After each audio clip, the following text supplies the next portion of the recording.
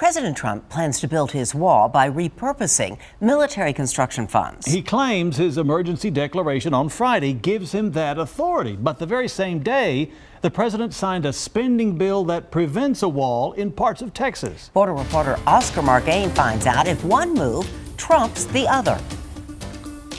There's no crisis at the border. Rallies against President Trump's national emergency declaration for a border wall took place across the country, and the Rio Grande Valley was no exception. And we know what it means to live here. Activists here denounced the president's unilateral move to strip $6.6 billion, mainly from military programs, to make up for the money Congress didn't give him to build a wall.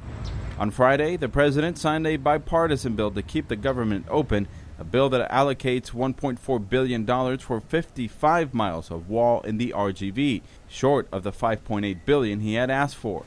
The bill also prevents any of that and past monies to be used towards a wall in specific areas, including a historical chapel, a butterfly center, and a state park. I think a lot of people are focusing on those specific areas that were exempted in the bill, that now he might be able to use the funding from the national emergency to build in those locations that were exempted. Mark Murray, an assistant professor of political science at South Texas College, says the president is using these emergency powers to go around Congress. It will shrink the size of Texas. And that's precisely why Dr. Gary Mounts, a retired political science professor, has shown up to protest. I hope the courts will find him in violation of the Constitution, but no sabemos, we don't know. Even if the president's order is stopped by the courts, it doesn't mean these areas are off the hook. And next year's budget, the president will ask if he thinks it's necessary to give me funding for those specific areas that were not allowed to be built in this current bill.